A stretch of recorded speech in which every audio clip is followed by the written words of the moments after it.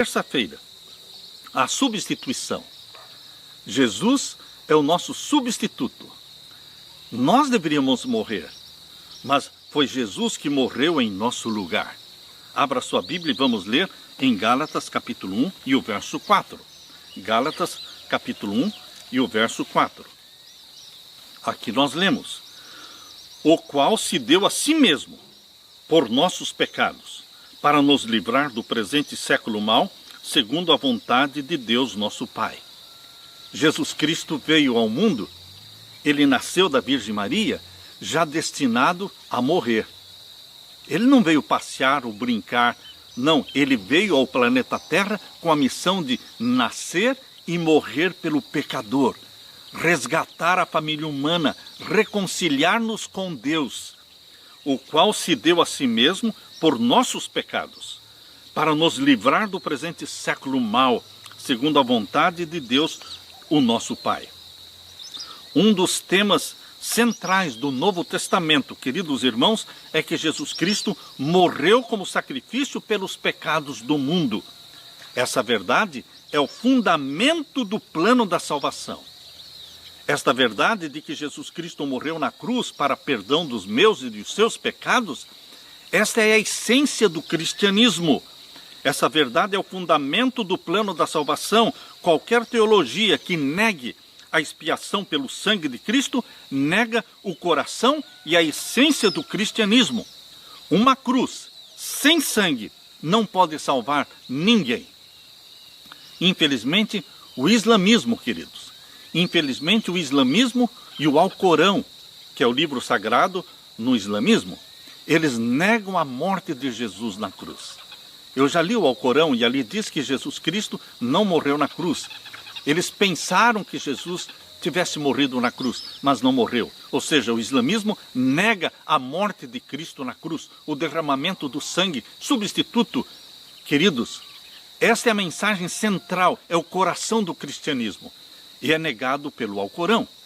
O Alá, mencionado no Alcorão, aquele que inspirou Maomé, ele diz que não tem nenhum filho. Ele não tem filho. Mas a Bíblia que você e eu lemos, ela diz que Jesus Cristo é filho do Deus Altíssimo. E Jesus Cristo é Deus, o Deus homem que habitou entre nós, que morreu por nós. Jesus Cristo, ele é Deus. Ele aceita ser adorado, ele perdoa pecados. O islamismo que nega a morte de Jesus Cristo na cruz é uma religião que quer dominar o mundo inteiro. Eu fiquei estarrecido quando eu li este livro, Só Alá Traz a Paz. Este livro, Só Alá Traz a Paz, foi escrito por um doutor, membro da nossa igreja, e foi publicado esse livro pelo Unas Press, a editora ali onde está a Faculdade de Teologia. Queridos, como só Alá traz a paz? A minha Bíblia diz que só Jesus traz a paz. Só Jesus traz a paz. Por isso Jesus diz: a minha paz vos dou, não vou-la dou como o mundo a dá. Jesus é o príncipe da paz, maravilhoso, conselheiro, Deus forte, príncipe da paz, Pai da eternidade. Este é o nosso Jesus Cristo, mencionado ali em Isaías capítulo 9 e o verso 6. Por causa dos nossos pecados, nós merecemos morrer. Cristo, por amor a nós, entregou a si mesmo pelos nossos pecados. É isso que Paulo está falando em Gálatas capítulo 1 e o verso 4. Jesus sofreu a morte que merecemos. A morte de Cristo como substituto dos pecadores é a grande verdade, da qual nascem todas as outras verdades.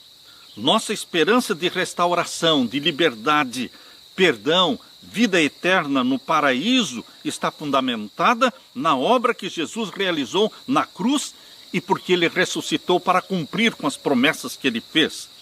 Sem isso, nossa fé não teria sentido.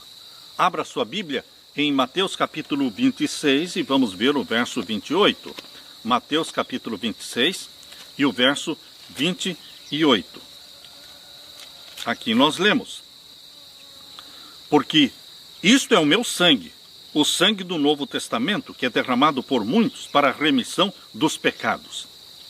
Jesus Cristo, quando instituiu a ceia do Senhor, a Santa Ceia, que é realmente a comemoração da morte de Cristo na cruz, cada vez que participamos da ceia do Senhor, nós estamos dizendo que cremos no Filho de Deus que morreu na cruz por nós, cremos naquele sangue que foi derramado por nós para perdão dos nossos pecados.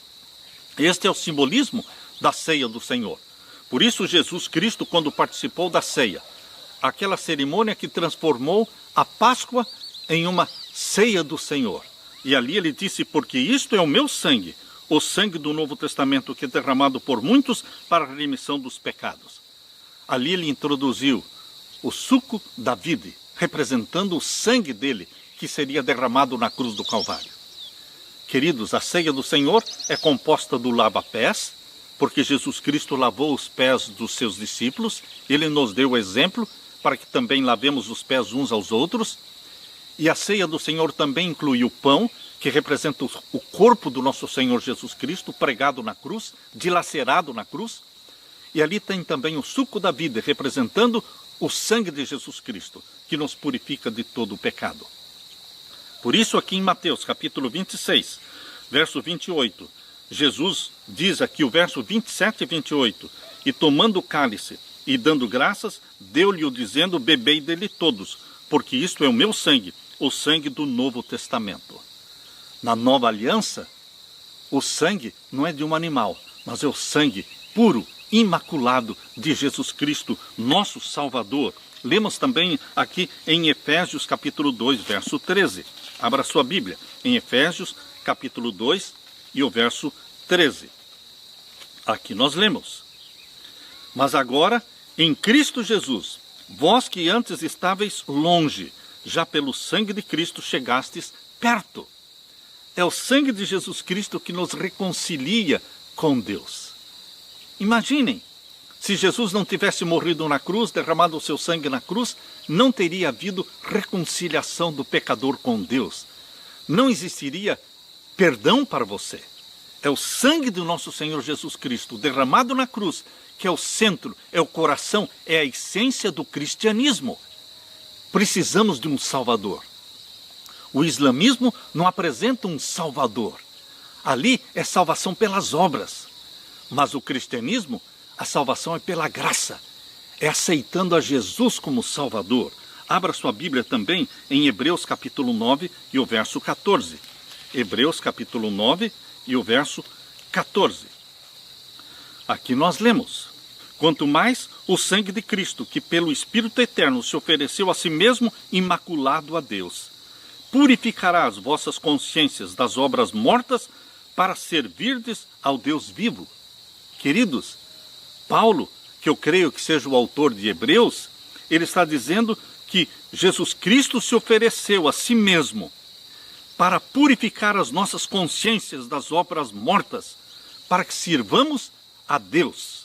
Paulo diz aqui, em Hebreus capítulo 9, verso 13, porque se o sangue dos touros e bodes e a cinza de uma novilha esparzida sobre os imundos os santifica quanto à purificação da carne, ou seja, no Antigo Testamento, no Santuário da Terra, o sangue era de animais e simbolicamente ele estava purificando as pessoas dos seus pecados.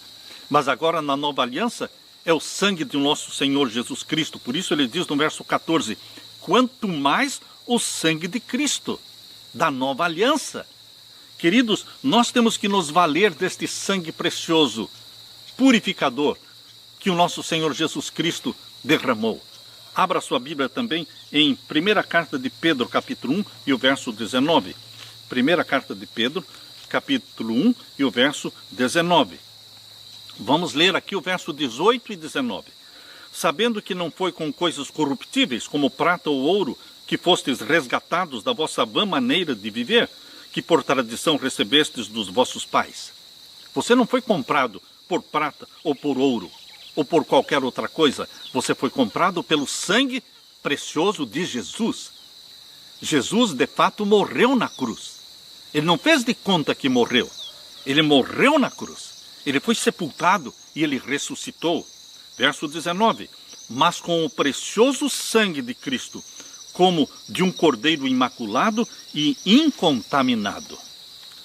Não é a vontade de Deus que vocês estejam sem confiança, com o coração torturado pelo receio de que Ele não os aceitará por serem pecaminosos e sem préstimo. Digam, todos os pecadores, sei que sou pecador, e essa é a razão porque necessito de um Salvador. Nenhum mérito ou bondade tenho pelos quais possa pretender a salvação, mas apresento diante de Deus o sangue expiatório do imaculado Cordeiro de Deus que tira o pecado do mundo. Essa é a minha única defesa. O sangue de Jesus é a nossa única defesa. E o sangue de Jesus é todo suficiente para perdoar qualquer pecado que seja confessado. Qualquer pecado que seja confessado será perdoado, graças ao sangue de Jesus Cristo. Aleluia.